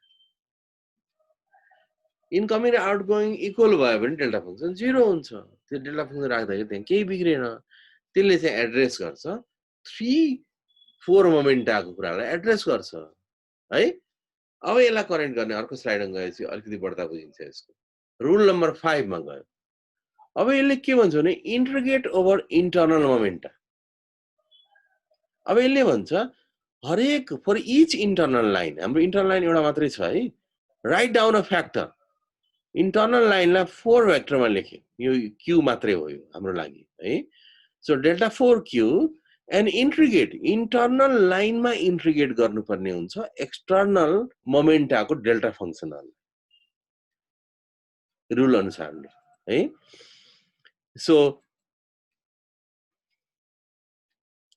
okay so rule 5 मा के भन्यो भने for each internal line हामीसँग एउटा मात्रै छ internal लाइनमा हामीले यो फ्याक्टर लेख र यो फ्याक्टर d4 q हो त्यसैले इंटरनल लाइनमा एक्सटर्नल लाइनबाट आएको इनकमिङ मोमेन्टा जुन स्मूथली पास हुन्छ भनेको कन्जर्भ भइरहेको छ तिनीहरुलाई एक्सटर्नल लाइनलाई इंटीग्रेट गर त्यो आइरहेको त्यो कन्जर्भ भइरहेको मोमेन्टालाई इंटीग्रेट गर भन्छ है कसरी इंटीग्रेट गर रुल 6 ले cancel the delta function okay the result will include a delta function 2 pi to the power 4 delta 4 p1 plus p2 plus p3 यो हामीले एक्सटर्नल लेगमा राखेका छौं enforcing overall conservation of energy and momentum overall conservation of energy and momentum यहाँ तीनटा मात्रै राखे हाम्रो चारवटा लेख छ यो टोटल डायग्रामको अब अर्को क्लासमा गइसकेपछि मात्रै यसको अप्लाई गर्दाखेरि कुरा बुझिन्छ म अर्को स्लाइडमा एउटा इक्वेसन लेख्छु त्यसपछि कुरा क्लियर हुन्छ त्यहाँ म एक्सप्लेन गर्छु enforcing overall conservation of अब यो स्टेपमा चाहिँ हामी के गर्छौं भने दुईटा भर्टेक्स हो चारवटा भर्टेक्स हो तिनीहरुको मोमेन्टम कन्जर्भ भएको छ मोमेन्टम कन्जर्भ भएको छ त्योलाई हामीले होल सबैलाई नै एकै ठाउँमा राखेर कन्जर्भ गर्छ होल डायग्रामलाई नै overall conservation of energy momentum 6th level त्यसरी कन्जर्भ गर्दा त्यो डेल्टा फंक्सन क्यान्सल आउट भएर जान्छ भन्छ है erase the factor Erase this factor and what remains is IM. M is matrix element that you have studied in Fermi-Golden rule. Fermi-Golden rule लाई अहिले multiply गरेर कम्प्लेक्स फर्ममा लेखेपछि अहिलेसम्म गरेको कुरा भने के हो त भन्दा त IM हो भन्छ. फेनम्यानले भनेको कुरा मान्नु पर्यो है. त्यो किन त्यति मल्टिप्लाई गर, किन के गर, यो गर भन्ने कुराको लागि जस्टिफाई हुनको लागि हामीले फिल्ड थ्योरीमा हामीले गरेको कुरा कहाँनिर त्यसको थोरै एक्सटेन्सन छ त्यो तिर जानु पर्यो. म त जान्छु पछि. Finally, according to Feynman rule, what you get is you get IM. This is matrix element. Matrix element भने के हो? यसरी हामी F final to perturbation F S prime initial यसरी राख्छौं नि, त्यसको modulus square हो. Matrix element which is in the Fermi, यहाँ लेखेको रहेछ. This matrix element appears in the Fermi-Golden rule. Okay. So what you have done is you have to take out coupling constant is constant. You have to take out. You can take it out from the integration, and what you have to do is you have to integrate your propagator with respect to internal lines. Obviously, you have expressed your external line. You have expressed your momenta in 4 momenta in terms of 4 vector, and also you have conserved with the help of delta function. Delta function use गरेर smooth गरेर conserve गरे. Okay, so propagator into delta function. This is for conservation of energy momenta in all vertex. This is what you have propagator. This propagator, and you have to integrate the product of these two for all internal lines. Internal सबै internal line को लागि integrate गर्नु पर्यो है. यो propagator सँग यहाँ energy momentum conserve गराउने जुन डेल्टा फंक्सन को हेल्प लिएर कन्जर्भ गराएको छ दुईटैमा, त्यो कन्जर्भ गराएको दुईटै कन्जर्भ गराएकोलाई हामीले यहाँ इन्क्लुड गर्नु पर्यो. कसरी इन्क्लुड गर्छौं? सेपरेटली अथवा कस्तो कसको डायग्राममा कसरी इन्क्लुड गर्छौं? यहाँ मैले एउटा कुरा रुल 5 र रुल 4 र रुल 6 मा उतातिर के लेखे यतातिर पी लेखे त्यो कुरा सोच्ने. पछि हामी अर्को नेक्स्ट क्लासमा चाँडै नै हामी डिस्कस गर्छौं. चाँडै नै हामी त्यो क्याल्कुलेसन गर्छौं. इन्टिग्रेट गरेर म्याट्रिक्स एलिमेन्टको एक्सप्रेसन नै निकाल्छौं. त्यसपछि क्रस सेक्सन पनि निकाल्छौं र केही केसेसहरुमा हामी Lagrangian density पनि निकाल्छौं. So Feynman diagram we'll do this in the next time. Same यही कुराकानीमा find the matrix element M for this reaction A plus A equals to B plus B. Also find the matrix element M for this reaction. यसमा चाहिँ एउटै internal line छ है. यसमा मैले internal line दुईटा बनाए. तीनटा बनाए. यो यहाँ गयो. यो सपोज K भयो. K1 भयो भनौं. त्यसपछि यो फेरि यतातिरबाट गयो. यो चाहिँ गोलो भएर गयो अथवा डट भएर ड्याश भएर गयो. यो भन्दा फरक भएर गयो. यता गयो. यो K1 हो भने यो K2 होला. यहाँ K3 होला. फेरि यहाँ आइसकेपछि यो K1 होला. हैन. यसरी चाहिँ तीनटा इन्टरनल मोमेन्टा हुन्छ. तपाईले इन्टिग्रेट पनि तीनटा इन्टरनल मोमेन्टामा गर्नुपर्छ. यहाँ चाहिँ एउटै मोमेन्टामा गर्ने हो. र दुवै केसमा म्याट्रिक्स एलिमेन्ट क्याल्कुलेट गर्नमा प्रब्लम के आउँछ अथवा कस्तो खालको डिफिकल्टीजहरु आउँछ त्यसलाई कसरी रेज गर्ने सल्भ गर्ने त्यो कुरा डिस्कस गर्छौं. यो गरिसकेपछि हामी रियल इन्टरेक्सनहरुमा जान्छौं. जस्तै इलेक्ट्रोन म्युन स्क्याटरिङ जसमा गामा म्याट्रिसेसहरु चुज गर्नुपर्ने हुन्छ. केही हामी 3-4 वटा रिप्रेजेन्टेटिभ फेनोमेन डायग्राम क्याल्कुलेसन गर्छौं. पहिले हामीले एकदम simple फेनोमेन diagram calculation with 1 internal line and 3 internal lines यो खालको क्याल्कुलेसन नेक्स्ट क्लासमा हामी गर्छौं. Okay, so this much for today.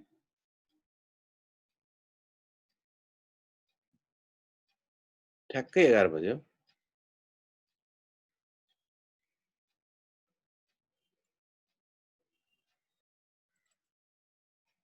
Okay, अब यसको लागि नि फेनम्यान डायग्राम क्याल्कुलेसन गर्नको लागि फेनम्यान डायग्रामको लागि हाम्रो बुकमा छैन डिस्क्रिप्सन.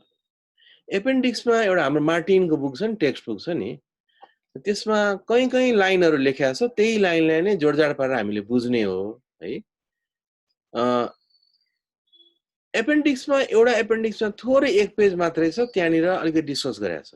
त्यसको लागि नि म एउटा सानो लेक्चर नोट्स छ युएस को कुनै युनिभर्सिटीको प्रोफेसरको फेनम्यान डायग्राम भन्ने त्यस 10-12 पेज छ त्यो म तपाईलाई अट्याच गरेर अर्को मेल पठाउँदाखेरि भोलि मेल पठाउँदाखेरि त्यो पठाउँछु त्यो पढ्यो भने यो टेक्निक रुल के हो त्यो रुलमा अलिक क्ल्यारिटी हुन्छ त्यो बाहेक तपाईले नि यति धेरै रिसोर्सेसहरु छ यसको गुगलमा गएर हेर्न सक्नुहुन्छ खास गरी फर्स्ट टु रुलको लागि र मैले यहाँ एउटा कुरा फोर्स गर्न के खोजेँ भने यो प्रोपगेटर भनेर यो I divided by Q square minus MC square लेखा छ नि अनि त्यो को लागि हामीले अहिले मैले केही नभनिनेकन हामीले प्रोपगेटर दुईटा पढेका छौं नि क्लाइन गोर्डन प्रोपगेटर डाइरेक्ट प्रोपगेटर यो दुईटा प्रोपगेटरमा के पढेको रहेछौं भनेर दुई साइडमा लेखेर यसरी राखेर त्यहाँ कसरी प्रोपगेटर डिफाइन गरेर रहेछौं रिलेटिभिस्टिक प्रोपगेटर नन रिलेटिभिस्टिक हुन्छ क्लाइन गोर्डनमा पुगेपछि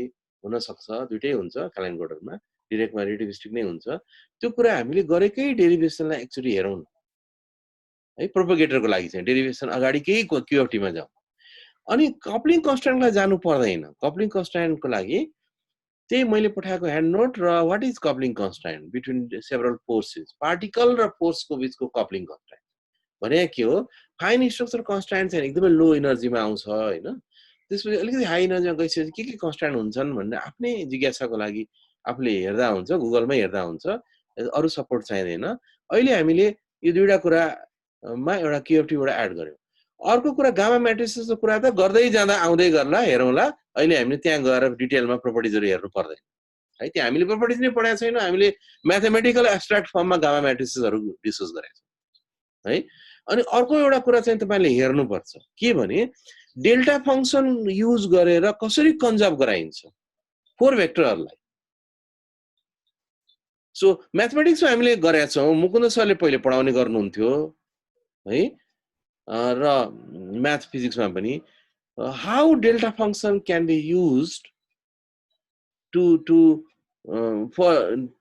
टु भेरिफाई कन्जर्भेसन रिलेसन्स हामीले के गरिरहेका छौं भने त्यो प्रोपगेटर भर्टेक्समा सेपरेटली पनि हामीले डेल्टा फंक्सन युज गरेका छौं कन्जर्भ गराउनलाई मोमेन्टम फोर मोमेन्टम कन्जर्भ गराउनलाई त्यो कम्बाइन पनि होल डायग्राममै इनर्जी मोमेन्टम कन्जर्भेसनको लागि हामी डेल्टा फंक्सन युज गरिरहेका छौं त्यसैले यो म्याथमेटिक्सको कुरा हो डेल्टा फंक्सन र भिजुअलाइज पनि गर्नु न डेल्टा फंक्सन भनेको तपाईलाई थाहा छ म्याथ फिजिकली अलिअलि बुझिया छ त्यसले कसरी चाहिँ डेल्टा फंक्सनले अदरवाइज जिरो हुन्छ कुन कन्डिसन युज गरेर कुन प्रोपर्टिज युज गरेर त्यहाँ कन्जर्भ गराउँछ ओके त्यो डेल्टा फंक्सनको वर्कआउटहरु तपाईको आफ्नो आफ्नो स्ट्रेन्थमा डिपेन्ड गर्छ तपाईले कति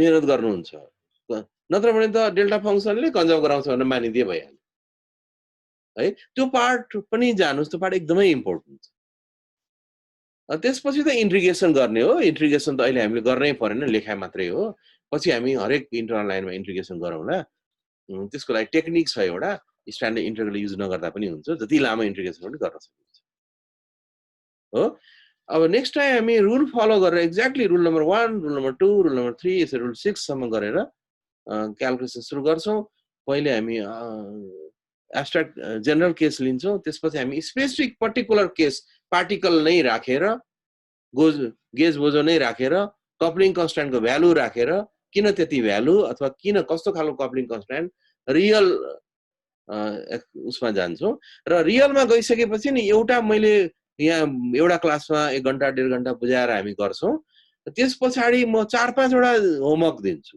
4-5 वटा र यो नेक्स्ट क्लासमा गर्ने एब्स्ट्र्याक्ट वेमा गर्ने कुरा यो 5-7 वटा फेनोमेनन डायग्राम क्याल्कुलेसनबाट जहिले पनि एक्जाममा एउटा सोध्ने गरे हुन्छ है त्यो आफुले र हामी युजुअली अब भर्खर यो तेस्रो चौथो ब्याच हो हैन हामी युजुअली चाहिँ नयाँ नयाँ दिइराछौं कम से कम पुरानो बाहेक पुरानो दुईटा मात्रै लियो नयाँ 2-3 वटा फेनोमेनन डायग्राम जोड हरेक ब्याचले 2-3टा नयाँ क्याल्कुलेसन गर्दा धेरै हुन्छ पछि है ओके अब मैले बाइ बाइ गर्नुपर्छ होला